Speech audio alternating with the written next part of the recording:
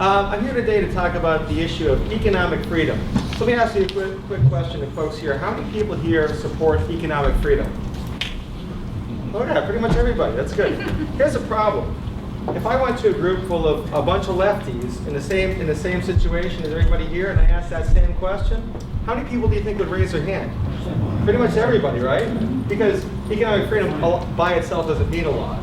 And economics, as a general rule, is a very dry, arcane topic that people like to take and turn and twist whichever way is suitable to them and helps them get their message across. So I think it's important not just to talk about economic freedom and why it's important, but to talk about how to talk about economic freedom and why it's important. And I tell people all the time, facts and figures can be used and weaponized in any way, shape, or form you can imagine. Facts are consistently weaponized. Those folks who are in the House or served in the House before will tell you how facts and figures are weaponized. But I will tell you that if you want to connect with people and you want to make a difference, whether it's on the floor of the House or while you're around talking to citizens in your communities, the way to do it is to connect those facts and figures to actual numbers. And I know Sandy and I know Mike heard this before, and for the folks who have taken our Grassroots Leadership Academy trainings, you know this. We talk about it all the time. That's why in AFP we always say we don't fight for issues, we fight for people. Because if you frame it in terms of people, it helps folks connect to it. That's, for example, we don't talk for people's constitutional right to carry concealed. We talk about giving law-abiding citizens the right to defend themselves. We don't talk about opposing Common Core. We talk about allowing individual parents to make the best decisions that suit their community's needs. So it's important when you're talking about these issues to make them personalized. I call it the salesman's creed. And I've heard, anyone ever been in sales? A few folks have been in sales. You guys have heard the salesman's creed? The salesman's creed is pretty straightforward. Nobody cares about how much you know until they know how much you care. In other words, you have to make it connect to them in their existence and in reality. And like I said, that doesn't matter whether you're on the floor of the House of Representatives or, as many of you are, running for office. You have to connect this. So I'm going to give you a little bit example of connecting some facts in a story that I like to tell. I go around the state, I talk to a number of conservative groups, and I can just throw the facts and figures into a lot of the background of them because, let's face it, conservatives like facts and figures. We're sort of hardwired to take these in and understand them. And certainly people on the left, they don't respond to facts at all. They respond purely to emotion. But people in the middle have to have the facts connect to them. They need the facts to actually embrace a story as to why that fact should matter to them. So I tell a story when I go to speak to, for example, Rotary groups or when I speak to business groups. I talk about why I work for AFP. I say the reason why I fight and the reason why I'm working so hard for AFP is because of my sister-in-law. My sister-in-law lives in Derry. She's got a great job. Fortunately, that job's in Massachusetts. So every day, she gets up at 4 o'clock in the morning. Tries not to wake up my brother, although she usually does. She gets ready in the morning, hopefully doesn't wake up my nephew who's 11 and my niece who's 9. Goes downstairs and is out the door, doesn't see her kids, 5 o'clock in the morning, heads off to work in Lexington, Massachusetts. Drives off so she won't get caught up in traffic. Turns around at night, comes back.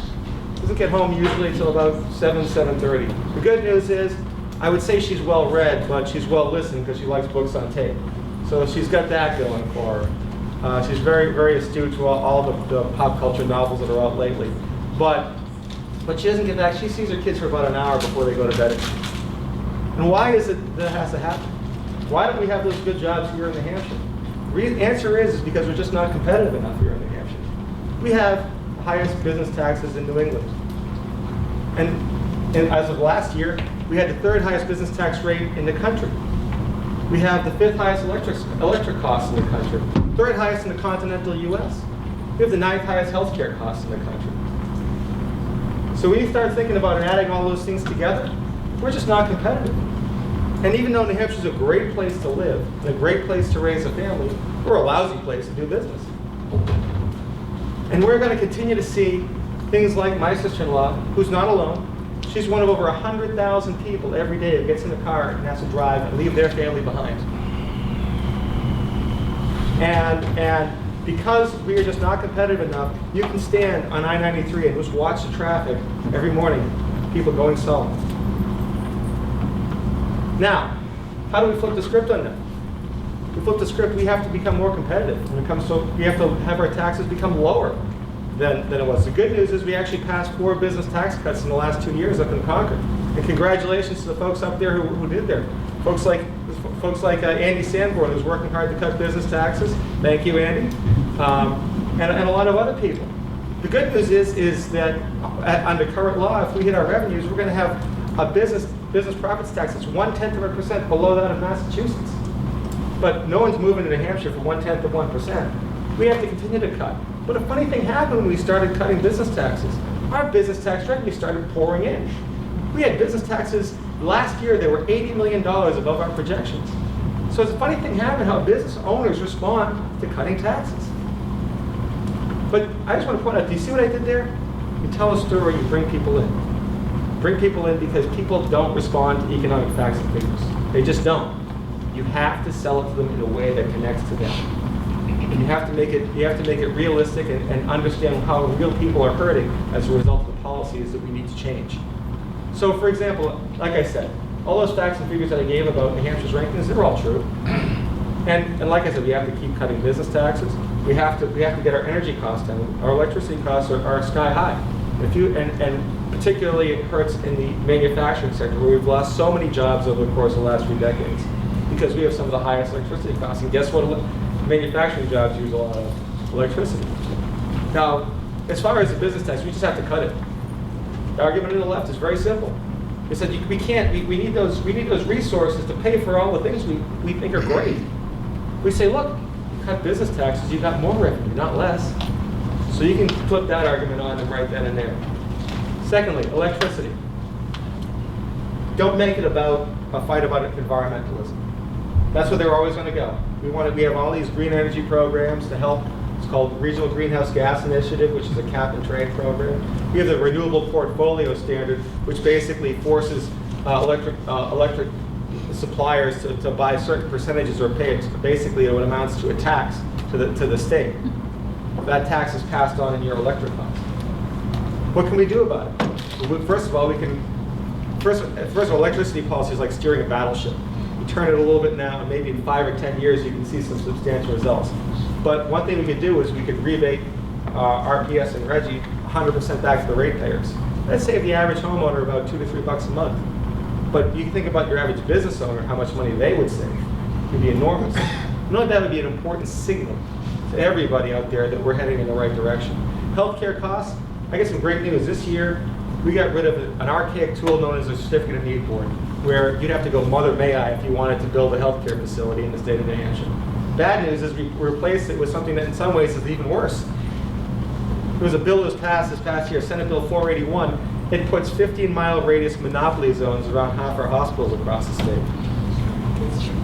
15, think about that, monopoly zones. And in the rest of the state, it says if you want to bring in one of the innovative solutions that's cutting costs in the rest of the part of the country, we put some regulations in to block you there because unfortunately we have too many legislators who are interested in protecting an existing industry than worrying about the costs of our businesses are paying that's making us less competitive.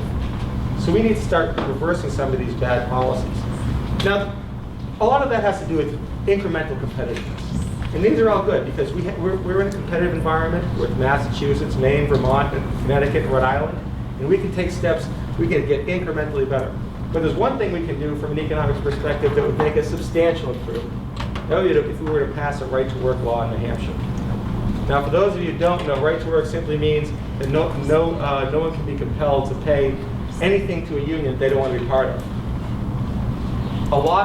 A number of employers, particularly in the manufacturing sector,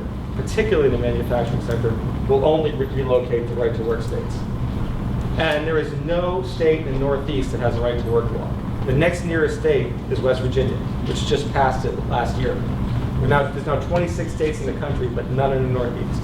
If we had a right-to-work law in New Hampshire, that would be the type of differentiating thing that would dramatically increase our GDP. So that's another important step that we can pass up in Concord in terms of some of these pieces of legislation. Constitutional amendment to require supermajority to raise taxes. That seems like a no-brainer, right? make it harder to raise taxes in the future. That would be a good step.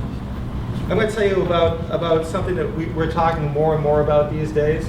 It's the issue of occupational licensure. And Beck Bowers knows more about this than anybody.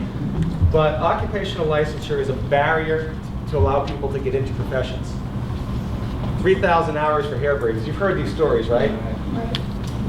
So we are going out of our way to create more and more and more licenses that create more barriers to entry into professions. And a huge number of them don't need to exist. And I'm not saying we need to stop licensing doctors, because that's of course like where they're going to go. Oh, you don't want to get rid of doctors. But do we really need to license our cosmetologists? I know Speck tried to pass that bill a few years ago, and he had every single cosmetologist and hairdresser was in the State House, I'm sure of it. If you needed a haircut that day, you're done. You were done, because every single one of them was sitting in Reps Hall. But the bottom line is, occupational licensure is a barrier to enter professions. And we need people to be able to change professions quickly as the needs of our economy evolve. The market allocates things rather efficiently. Much better than government ever can, but you can't do it when you put these barriers to entry, whether it's in the healthcare sector, the energy sector, or whether it's in licensure. Those are huge issues. So let's couple talk, and these are all on the handout that you'll get. And you'll have my contact info, by the way.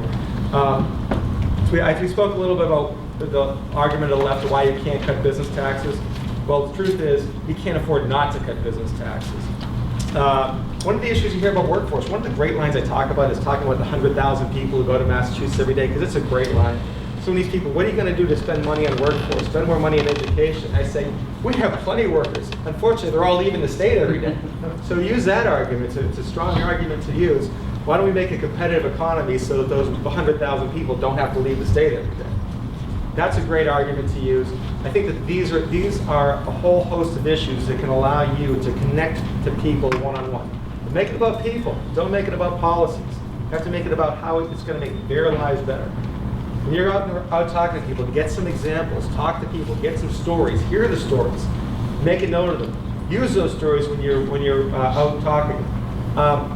I'm not going to. I know that I'm in between you and the break, so I'm going to try to keep this short. I'll just say a few last points. Number one, we have our scorecard back there. There's copies in the back table if you want a copy of our legislative scorecard. You might want to see how, if there's an incumbent, how they score it. It might be a good tool to look at to figure out what issues might be valuable to you as you want to talk about economic issues. Last thing, for those, how many people here have signed the AFP pledge? A good handful. If you haven't and you want to, there's several in the back, and I'll be here, and I'd be happy to take any questions after we go to break. And thank you so much for your time.